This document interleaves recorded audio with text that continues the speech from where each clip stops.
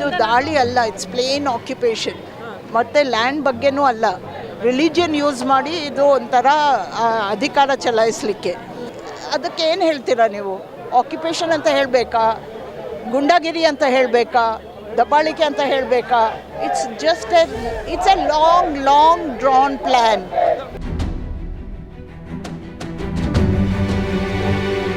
So ಇದ್ರದ್ದು ಇತಿಹಾಸನೇ ಬೇರೆ. ಸೊ ಈಗ ಇದು ಮುಸ್ಲಿಮ್ ಇಶ್ಯೂ ಅಂತ ಬರ್ತಿದೆ, ಬಟ್ ಆ್ಯಕ್ಚುಲಿ ಇದು ಬರೀ ಮುಸ್ಲಿಮ್ ಇಶ್ಯೂ ಅಲ್ಲ. This is a problem of colonisation. It's a ಕಾಲನೈಸೇಷನಿಂದ ಬಂದಿರೋ ಅಂಥ ಒಂದು ಮಗು ಇದು. ಆ ಮಗು ಈಗ ದೊಡ್ಡದಾಗಿದೆ, ರಾಕ್ಷಸ ಕೂತಿದೆ ಅಷ್ಟೆ. ಲಕ್ಷಾನುಗಟ್ಟರೆ ಪ್ಯಾಲೆಸ್ತೀನಿಯನ್ನ ಅವ್ರ ಮನೆಯಿಂದ ಓಡಿಸ್ಬಿಡ್ತಾರೆ, ಸಾವಿರಾರು ಜನನ ಕೊಂದಾಕ್ತಾರೆ. ಸೊ ಆಗ್ಲಿಂದನೂ ಸಹ ಆಗ ಇಸ್ರೇಲ್ ದೇಶನೇ ಇರಲಿಲ್ಲ, ಇಸ್ರೇಲ್ ಅನ್ನೋ ದೇಶ ಇರಲಿಲ್ಲ, ಪ್ಯಾಲೆಸ್ಟೈನ್ ಇತ್ತು, ಇಸ್ರೇಲ್ ಇರಲಿಲ್ಲ. ಈ protest Bengaluru coalition for peace and justice ವತಿಯಿಂದ ಒಂದು ಪ್ರೊಟೆಸ್ಟು. ಗಾಜಾ, ವಿಶೇಷವಾಗಿ ಗಾಜಾ ಅಲ್ಲಿ ಏನು ಸ್ಟಾರ್ಟ್ ಆಯಿತು ಮತ್ತು ಇತ್ತೀಚೆಗೆ ಲೆಬ್ನಾನ್, ಸಿರಿಯಾ ಅಲ್ಲಿ ಎಲ್ಲಲ್ಲಿ ಏನು ನಡೀತಿದೆ, ಈ ಒಂದು ನರಮೇಧ ಏನು ಇಸ್ರೇಲ್ ನಡೆಸ್ತಿದೆ ಅದರ ವಿರುದ್ಧವಾಗಿ ಈ ಒಂದು ಪ್ರೊಟೆಸ್ಟು. 1 ವರ್ಷ ಆಗಿದೆ. ನಿರಂತರವಾಗಿ ಮಕ್ಕಳ ಮೇಲೆ, ರೆಫ್ಯೂಜೀಸ್ ಮೇಲೆ, ಸ್ಕೂಲ್ಗಳ ಮೇಲೆ, ಹಾಸ್ಪಿಟಲ್ ಮೇಲೆ ಏನು ಇಸ್ರೇಲ್ ದಾಳಿ ಮಾಡ್ತಿದೆ, ಇದು ಖಂಡನೀಯ, ಇದು ತೀವ್ರವಾಗಿ ಖಂಡನೀಯ. ಇದರ ವಿರೋಧವಾಗಿ ನಾವು ನಿಲ್ತಿದ್ದೀವಿ.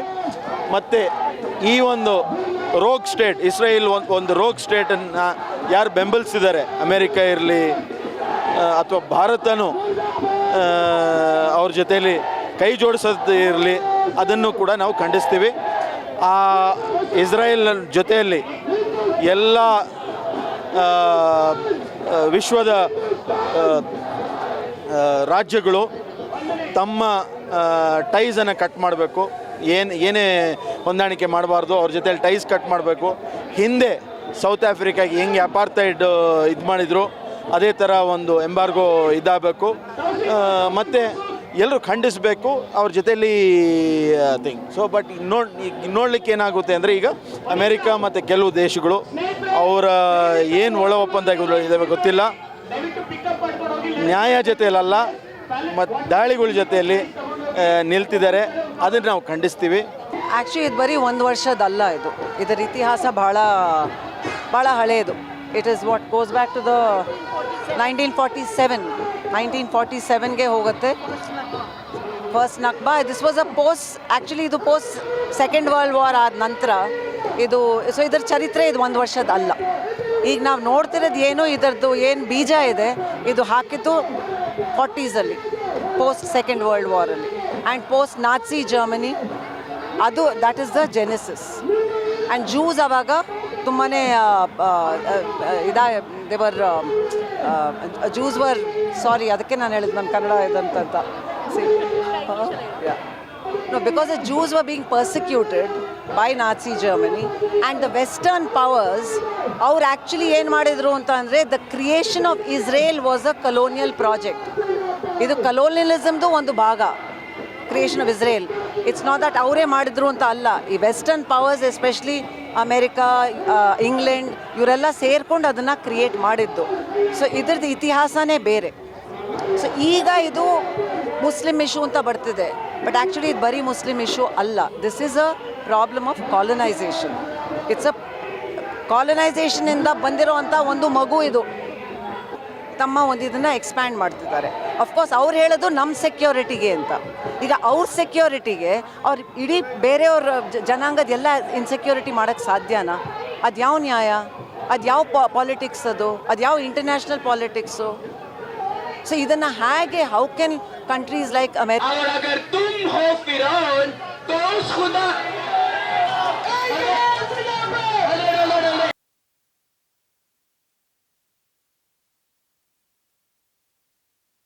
ಇದು ದಾಳಿ ಅಲ್ಲ, ಇಟ್ಸ್ ಪ್ಲೇನ್ ಆಕ್ಯುಪೇಷನ್.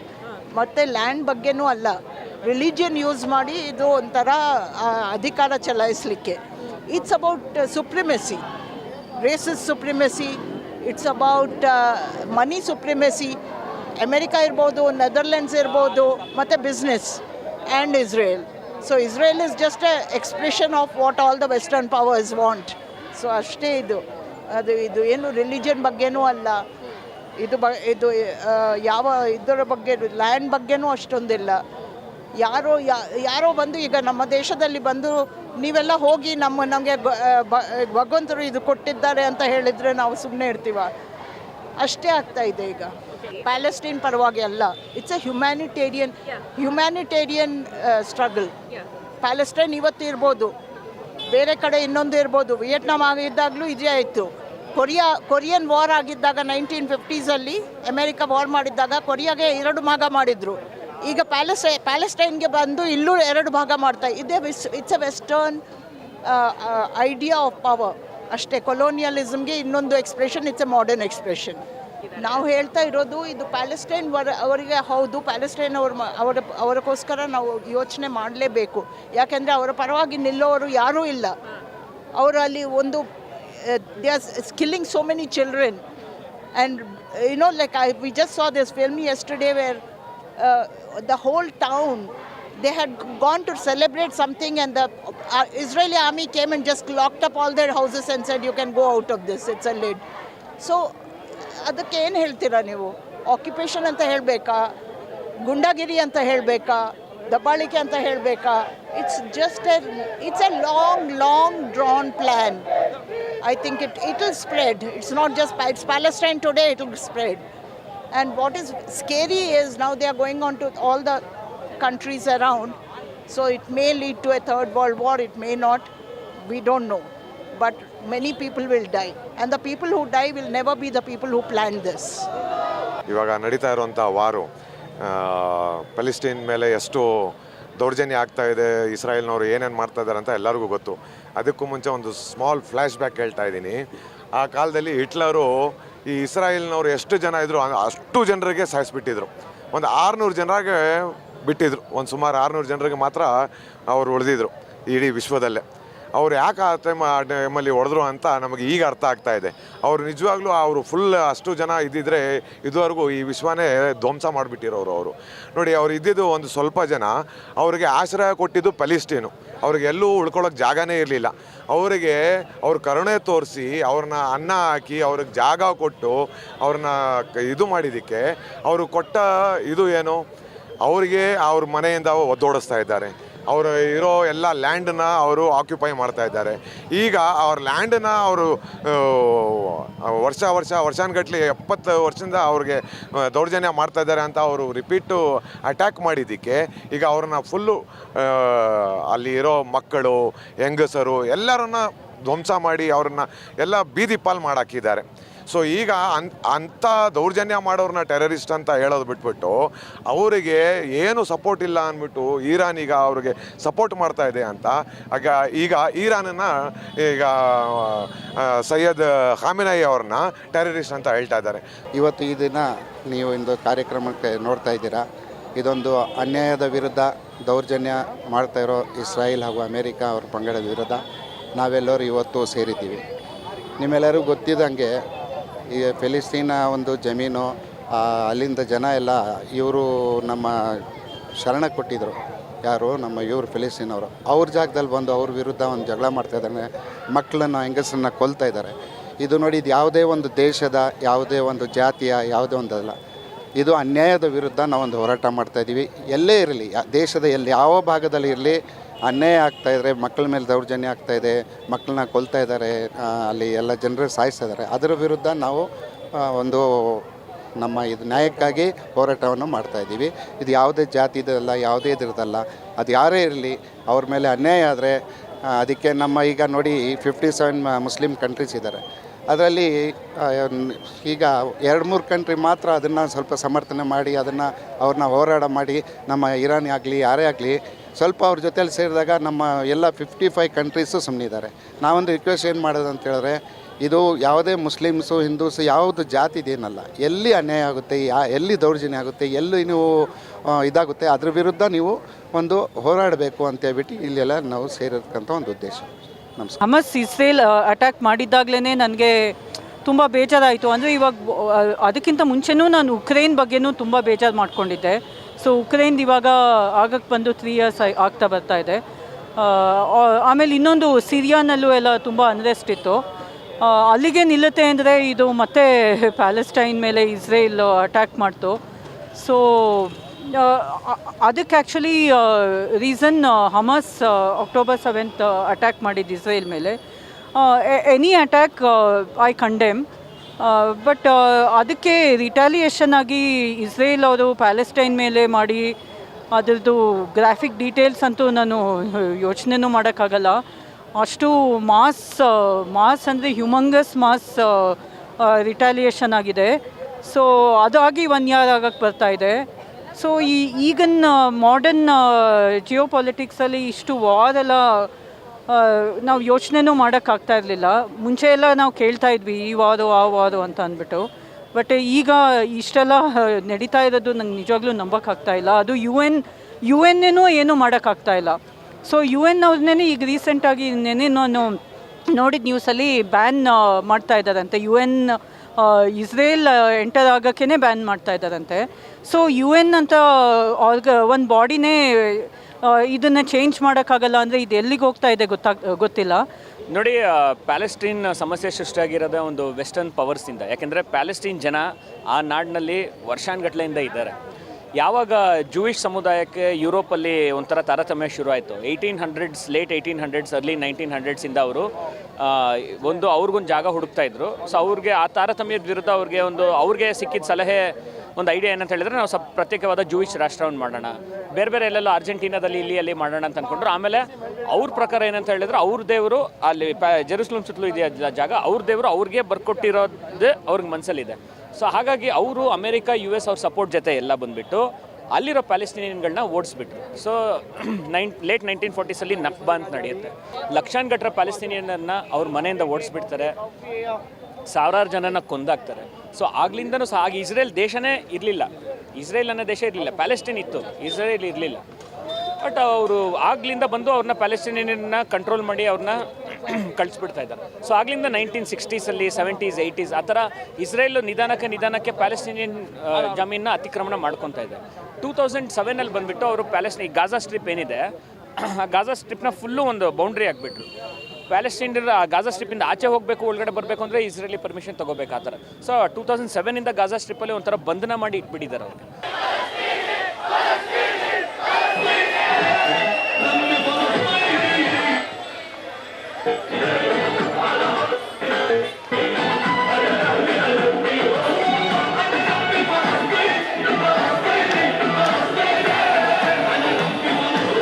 ಅದು ಆ್ಯಕ್ಚುಲಿ ಮಿಲಿಟ್ರಿ ಇಂಡಸ್ಟ್ರಿಯಲ್ ಕಾಂಪ್ಲೆಕ್ಸ್ಗೆ ಮತ್ತು ಬಿಸ್ನೆಸ್ಗೆ ಯಾವ ದೇಶದ್ದು ಗಡಿಗಳು ಬೇಕಾಗಿಲ್ಲ. ಅದರಲ್ಲಿ ಎಲ್ಲರೂ ಒಂದಾಗ್ತಾರೆ. ಯಾರು ಪವರಲ್ಲಿದ್ದಾರೆ ಅವರೆಲ್ಲರೂ ಒಂದಾಗ್ತಾರೆ. ಇದರಲ್ಲಿ ಯಾರು ಒಂಥರ ದೇ ಹ್ಯಾವ್ ಸ್ಟೇಟ್ ಪವರ್, ಅವರೆಲ್ಲರೂ ಒಂದಾಗ್ತಾರೆ. ಬಿಕಾಸ್ ಇನ್ ಟುಡೇಸ್ ಕಾಂಟೆಕ್ಸ್ಟ್ ನಮ್ಮ ಇದು ದ ಗ್ಲೋಬ್ನ ನಡೆಸ್ತಿರೋದೇ business and military industrial complex. So ಹಾಗಾಗಿ ಒಂದು ಎಥಿಕಲ್ ಪ್ರಶ್ನೆ ಏನು ಬರುತ್ತೆ, ಒಂದು ಮಾರಲ್ ಪ್ರಶ್ನೆ ಏನು ಬರುತ್ತೆ, ಅದರ ಬಗ್ಗೆ ಏನೂ ಚಿಂತೆ ಇಲ್ಲ. ಆವಾಗ ನಮಗೆ ಫ್ರೀಡಮ್ ಮೂವ್ಮೆಂಟ್ ಟೈಮಲ್ಲಿ ಅಟ್ಲೀಸ್ಟ್ ಒಂದು ಮೊರಾಲಿಟಿ ಎಥಿಕ್ಸ್ ಅನ್ನೋದಿತ್ತು. ಅದಕ್ಕೇ ಆವಾಗ ಗಾಂಧಿ ಅಂಥವರು ಇದ್ರ ವಿರುದ್ಧ ನಿಂತಿದ್ರು. ಬಟ್ ಈಗ ಯಾರೂ ನಿಲ್ಲಲ್ಲ. ಯಾಕೆಂದರೆ ನಾವು ಬಿಸ್ನೆಸ್ ಮಾಡಬೇಕಲ್ಲ. ಇಸ್ರೇಲ್ನ ನಾವು ಎದುರಿಸ್ಬಿಟ್ರೆ ನಾವು ಅವ್ರ ಜೊತೆ ಬಿಸ್ನೆಸ್ ಮಾಡೋಕ್ಕಾಗಲ್ವಲ್ಲ. ನಮಗೆ ಬೇರೆ ಟೆಕ್ನಾಲಜಿ ನಾವು ತೊಗೊಳಕ್ಕಾಗಲ್ವಲ್ಲ. ಸರ್ವೇಲೆನ್ಸ್ ಟೆಕ್ನಾಲಜಿ ಇರ್ಬೋದು, ಮಿಲಿಟ್ರಿ ಟೆಕ್ನಾಲಜಿ ಇರ್ಬೋದು, ನಮಗೆ ಸಿಗಲ್ವಲ್ಲ. ಇಸ್ರೇಲು ಆ ರೀತಿ ಬೆಳೆದು ಬಿಟ್ಟಿದೆ. Thanks to the support of the west, they have also grown tremendously as both economically and militaristically ತುಂಬ ಬೆಳೆದಿದ್ದಾರೆ. ಸೊ ಆ್ಯಂಡ್ ಅವರು they have made sure that ಬೇರೆ ದೇಶಗಳಲ್ಲಿ ಅವ್ರು ಎಕ್ಸ್ಪೋರ್ಟ್ ಮಾಡ್ಕೊಂಡು ಬಂದಿದ್ದಾರೆ ಈ ಟೆಕ್ನಾಲಜಿನ, ಈ ಬಿಸ್ನೆಸ್ನ. ಯಾಕೆಂದರೆ ಅವ್ರಿಗೆ ಗೊತ್ತು ಸಪೋರ್ಟ್ ನಮಗೆ ಬೇಕು ಅಂದರೆ ಬೇರೆ ದೇಶಗಳಿಂದ ನಾವು ಅವರನ್ನು ಬಿಸ್ನೆಸ್ಸಲ್ಲಿ ಮತ್ತು ಈ ಆರ್ಮ್ಸ್ ಒಂದು ಸಪ್ಲೈ ಮಾಡಿದರೆ ಎಲ್ಲರೂ ನಮ್ಮ ಪರವಾಗಿ ನಿಲ್ತಾರೆ ಅಂತ. ಸೊ ಆವಾಗ ನಾವು ಜನ ನೋಡಲ್ಲ, ಮೊರಾಲಿಟಿ ನೋಡಲ್ಲ, ಎಥಿಕ್ಸ್ ನೋಡಲ್ಲ, ಮಕ್ಕಳನ್ನ ನೋಡಲ್ಲ, ಸಾವುಗಳನ್ನ ನೋಡಲ್ಲ, ಯಾವುದು ನೋಡಲ್ಲ. ನಾವು ನೋಡೋದು ಬರೀ ಹಣ, ನಾವು ನೋಡೋದು ಬರೀ ಆರ್ಮ್ಸ್. ಇದು ಎರಡು ಕಣ್ಣು. ಈಗಿನ ಪ್ರಪಂಚದ್ದು ಎರಡೇ ಕಣ್ಣು. ನೋಟ, ನಮ್ಮ ನೋಟ ಅದು ಎರಡೇ. ನಮ್ಮ ದೃಷ್ಟಿಕೋನ ಅದರಿಂದನೇ ನಾವು ಅದು ಸೆಟ್ ಆಗಿಬಿಟ್ಟಿದೆ. ಒಂದು ಬಿಸ್ನೆಸ್ಸು, ಹಣ, ಇನ್ನೊಂದು ಆರ್ಮ್ಸ್. ಪ್ಯಾಲೆಸ್ಟೈನ್ಗೆ ನಿಂತಿಲ್ಲ ಇದು. ಈಗ ಇರಾನ್ ಮೇಲೆ ಮತ್ತು ಇದು ಲೆಬನನ್ ಮೇಲೆ ಮತ್ತು ಯೆಮೆನ್ ಮೇಲೆ ಎಲ್ಲ ಅಟ್ಯಾಕ್ ನಡೀತಾ ಇದೆ. ಸೊ ಇದು ಫುಲ್ ಬ್ಲೋನ್ ವಾರ್ ಆಗ್ತಾ ಇದೆ. ಈಗ ಲೆಬನನ್ನಲ್ಲೂ 2,000 ಜನ ಸತ್ತಿದ್ದಾರೆ ನೆನ್ನೆ ಇವತ್ತು ನ್ಯೂಸಲ್ಲಿ ನೋಡಿದ್ದು. ಸೊ ಇನ್ನು ಮುಂದೆ ಇನ್ನೆಷ್ಟು ಲಾಸ್ ಆಗುತ್ತೆ ಗೊತ್ತಿಲ್ಲ. ವರ್ಷಾನುಗಟ್ಲೆಯಿಂದ ಪ್ಯಾಲೆಸ್ಟೀನಿಯನ್ ಜಾಗನ ಅತಿಕ್ರಮಣ ಮಾಡ್ಕೊಂಡಿದ್ದಾರೆ, ಪ್ಯಾಲೆಸ್ಟೀನಿಯನ್ ಜನಗಳನ್ನ ಕೊಂದಿದ್ದಾರೆ, ಅವ್ರನ್ನ ಅಲ್ಲಿಂದ ಓಡಿಸಿದ್ದಾರೆ, ಪ್ಯಾಲೆಸ್ಟೀನಿಯನ್ ಕೃಷಿನ ಕಂಟ್ರೋಲ್ ಮಾಡಿದ್ದಾರೆ, ಪ್ಯಾಲೆಸ್ಟೀನಿಯನ್ ಟ್ರೇಡ್ನ ಕಂಟ್ರೋಲ್ ಮಾಡಿದ್ದಾರೆ. 2007ಇಂದ ಗಾಜಾದಲ್ಲಿ ಬ್ಲಾಕೇಡ್ ನಡೀತಾ ಇದೆ. ಮತ್ತು ಪ್ಯಾಲೆಸ್ಟೈನ್ ರೆಕಗ್ನೈಸ್ ಆಗಿಲ್ಲ.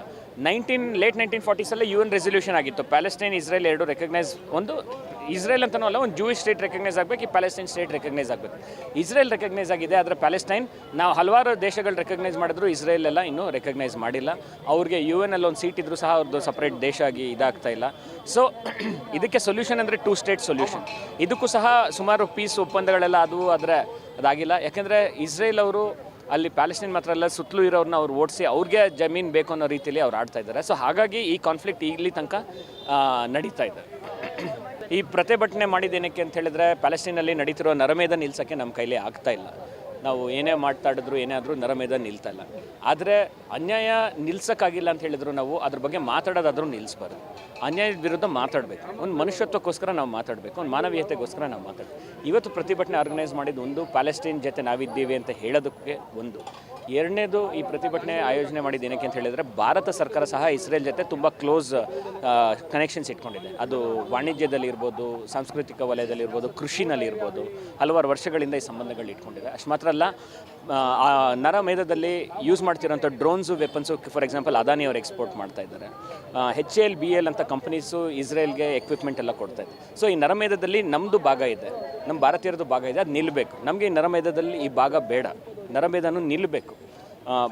ಸೌತ್ ಆಫ್ರಿಕಾದಲ್ಲಿ ಅಪಾರ್ತೈಡ್ ನಡೀತಿರ್ಬೇಕಾದ್ರೆ ಯಾವ ರೀತಿ ಇಂಡಿಯಾ ಸೌತ್ ಆಫ್ರಿಕಾ ಜೊತೆ ಕನೆಕ್ಷನ್ ಕಟ್ ಮಾಡಿತ್ತೋ, ಆ ರೀತಿ ಈಗ ಇಸ್ರೇಲ್ ಜೊತೆ ಎಲ್ಲ ಸಂಬಂಧಗಳನ್ನು ಕಟ್ ಮಾಡಬೇಕು ಅಂತ ಒತ್ತಾಯಿಸಲು, ಮನುಷ್ಯತ್ವ ಪರ ನಿಲ್ಲಲು, ಪ್ಯಾಲೆಸ್ಟೈನ್ ಜನಕ್ಕೆ ನಾವು ನಿಮ್ಮ ಜೊತೆ ಇದ್ದೀವಿ ಅಂತ ಹೇಳೋಕ್ಕೆ ಈ ಒಂದು ಪ್ರತಿಭಟನೆಯನ್ನು ಆಯೋಜಿಸಿದೆ. ಮತ್ತಷ್ಟು ವಿಶೇಷ ವಿಡಿಯೋಗಳನ್ನು ನೋಡಲು ಮತ್ತು ಹೊಸ ವಿಡಿಯೋಗಳ ಬಗ್ಗೆ ತಿಳಿಯಲು ಈ ದಿನ .com ಯೂಟ್ಯೂಬ್ ಚಾನೆಲ್ ಸಬ್ಸ್ಕ್ರೈಬ್ ಮಾಡಿ ಮತ್ತು ಬೆಲ್ ಐಕಾನ್ ಕ್ಲಿಕ್ ಮಾಡಿ.